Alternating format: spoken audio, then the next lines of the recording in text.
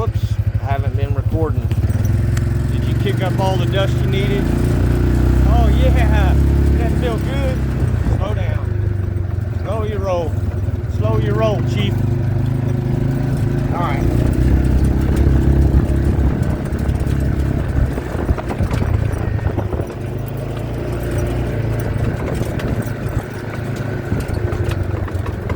I don't know if I recorded it or not, but when we got to the field over here,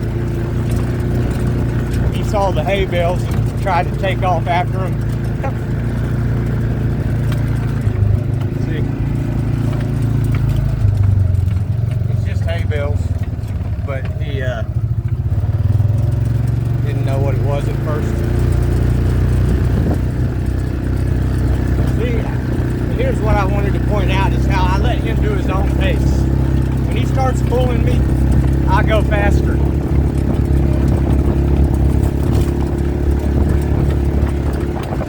And when he starts to slow down, I slow down. It's letting the dog make his own work schedule.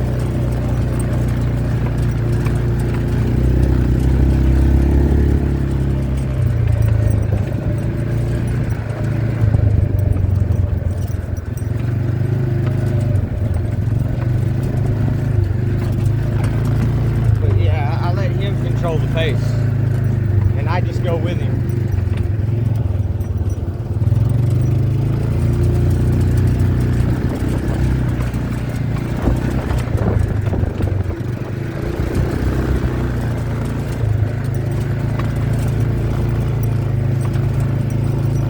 See, after a couple laps of him moving pretty, quick, not on top anymore, so I'll let him ride it out. He's wanting to pick up a little bit here, so I will.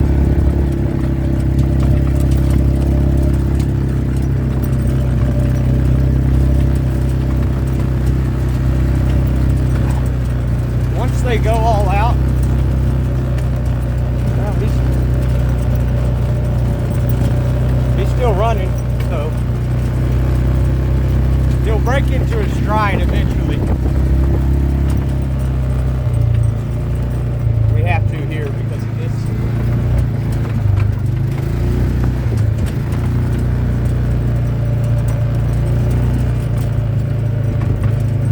Now he's at a stride now. See?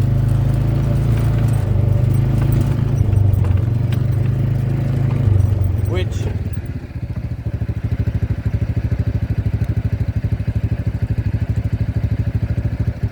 sorry, my hand has to go where he is with the way I'm holding the phone. I'm sure y'all didn't want to see that. But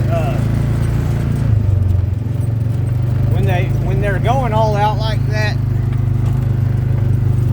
of course that's not, and like I say, I always have to brag on him, that's nothing compared to his younger all out.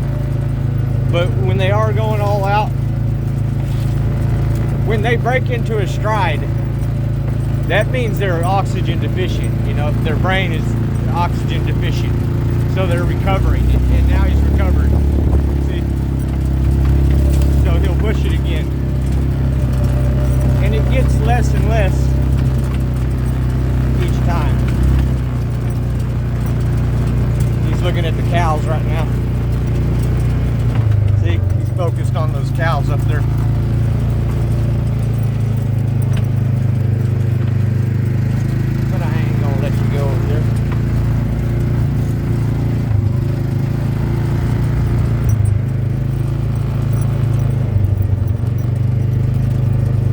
Broke stride a little bit sooner.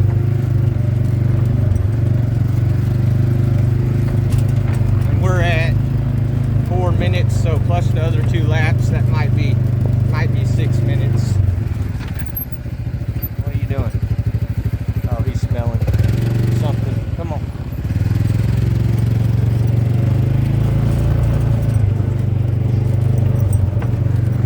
You can see that when he starts sweating from his tongue like that, that's what I didn't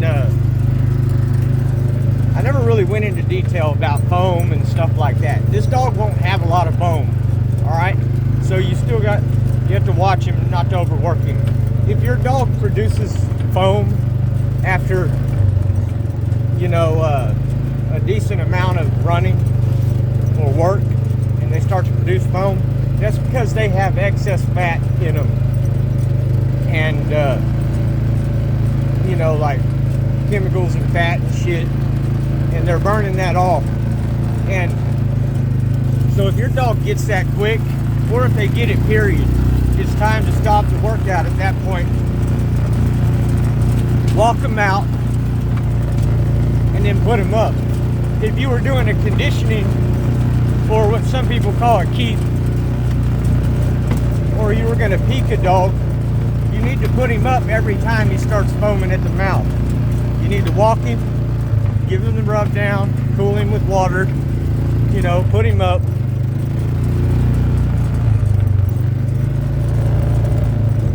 And then you can do it again. If you're going to do that, that means you're getting into stuff where you're trying to actually condition a dog for like peak condition. If you're doing that, you just better know what you're doing, or maybe get you some like heart rate monitors, and you can monitor the heart rate. And if the heart rate is the same or less the next time you work him, if it's the same or less with the same amount, then you can add work to it. But starting out, you want to stop when they get foam, because all that means is that the dog is starting to burn his reserves. Now this dog doesn't have a whole lot of those because I don't keep him fatty, So he sweats from the tongue, so you have to keep an eye on him. But he paces himself the right way. He's starting to pick up here. He's starting to pick up, so I got to. I hope I'm wording this right. I'm probably not. It's all in my head, but I can't word it right for you. It comes with experience. Some of it comes from foreknowledge, like from people before you or other people. But especially like what's going on within the dog's body. We all get our knowledge somewhere.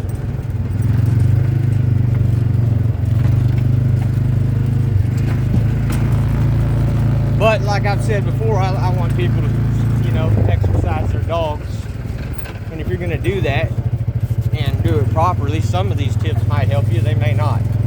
But if you see, sit. Let me show you. You won't see any foam on him. He's not done though. He's had what, a couple days, maybe 3 of rest, because I don't have him in what, all right, people in the American Pit Bull world would call a keep. All right, where you're trying to condition a dog to his peak. That conditioning is just a word, but when you're going to do that type of conditioning in a keep, that's because you're getting ready for a show or a competition of some sort, and that's what that is. And when you do that, you need to feed a dog completely different too. Kibble, just basic kibble don't work. Even a raw diet, you better have it right. You don't want to put too many greens in there. You don't want to be looking for the vitamin K and all that. It depends on what the dog does. You know what I mean?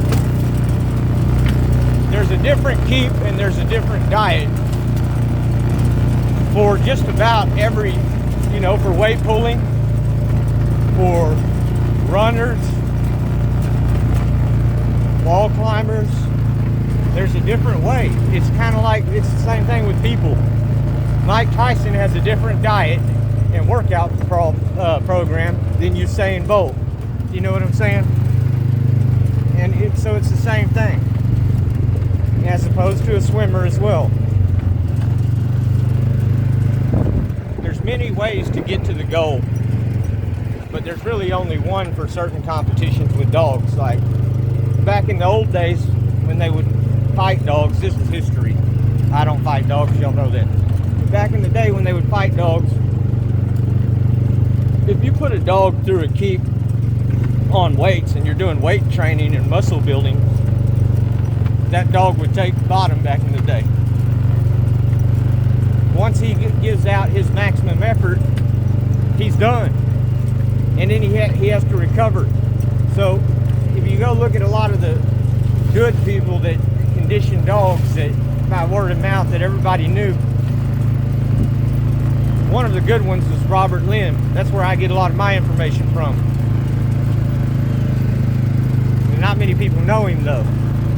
But he would do a running keep only.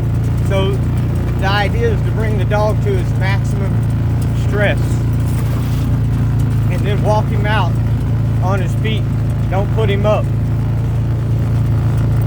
But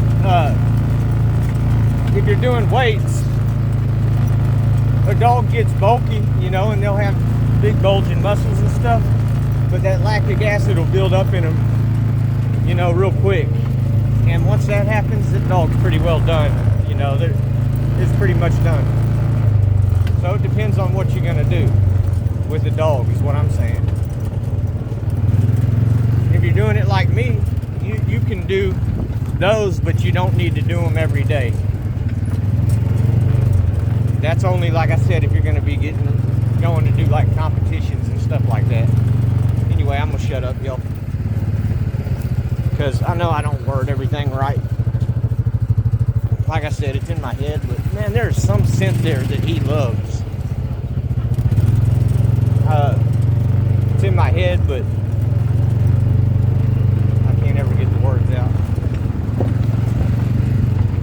Or I'll look back and I'll be like, damn, but I really meant this, or I should have said it this way. You know, it is what it is. I guess the main point is just make sure you're working your dogs. But now I'm walking him out because he is starting to leak pretty good at the tongue. Not, I mean, I don't think y'all can see it, but he has clear, though. His saliva is clear, even if I put him through a big workout. This dog is basically is conditioned. You know, he's kept like that all year round, even for his age. That's why I say, if you keep a dog on a chain or something and let him get fat and all, you have a lot of work on your hands to get him in shape,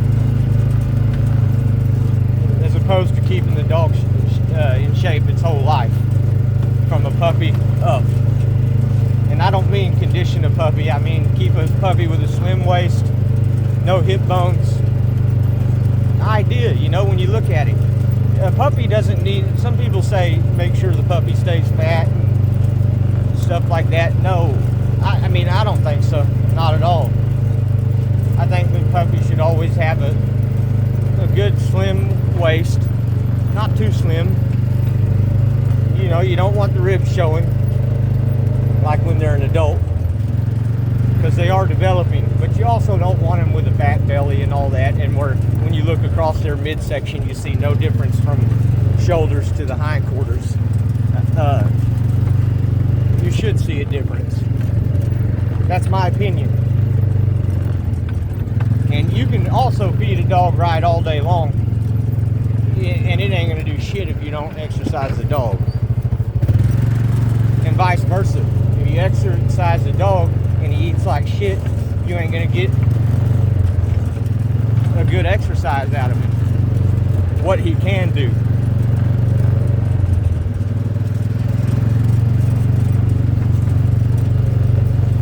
Again, I mean, you gotta take my word for it. We all have our resources, you know. By the way, on food, I just saw a video while we're talking on food. I saw a video today of Mudblood Kennels. If y'all don't know, I could be speaking out of turn, I don't know. I'm gonna say the last I heard from him, because I can't go into lies very often, but Mudblood Kennel is gonna be selling his own dog food, I think. I don't know whether that changed or not. And and he has a good recipe. Again, make sure that it's for what you know, it's for your dog. That's why I don't like telling people how to feed their dog, because to be honest with you, every dog at a different age, different weights, different what they do, needs to be fed different, you know, if you want to get the best out of that dog. So that's why I have trouble saying what I think somebody should or shouldn't eat. And I've had some videos of my dogs eating things like fish or chicken, spinach or whatever, and others that I don't show you, the fish oils and other things. But I did also incorporated blueberries every once in a while. But people have their own way of doing things. But if you're going to be working a dog hard, if you want the best performance out of him, you better make sure you know what you're doing and what to feed. Like weight training will be a completely different feed than what I do.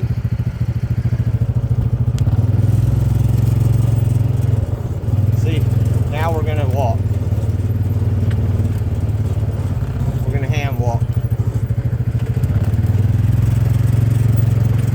Let's turn around. This thing doesn't have a good turning radius like the four-wheeler.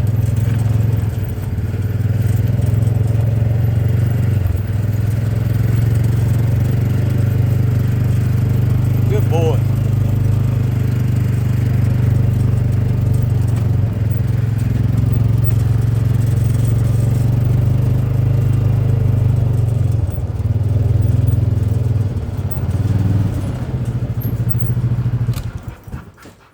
Boy. Yeah. Let's see if I can show y'all. He's going to get real pumped up because he thinks we'll do something else. We're not. Try to show you. I don't know if you can see that. Maybe if I slow it down.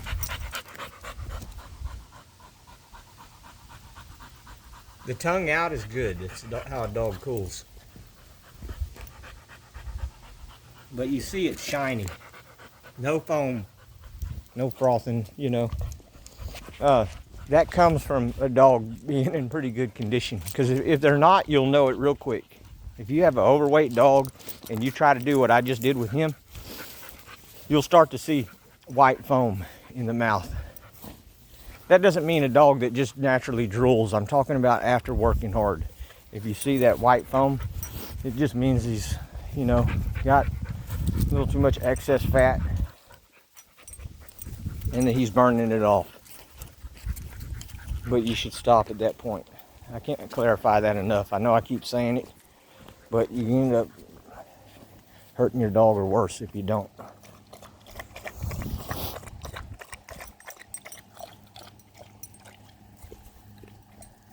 Sit. Sit.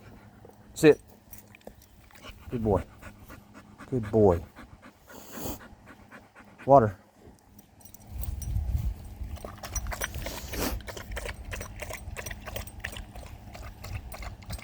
Come here. Sit. Sit.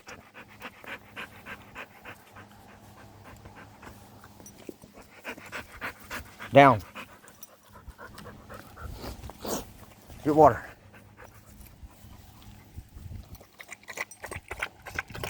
Good boy.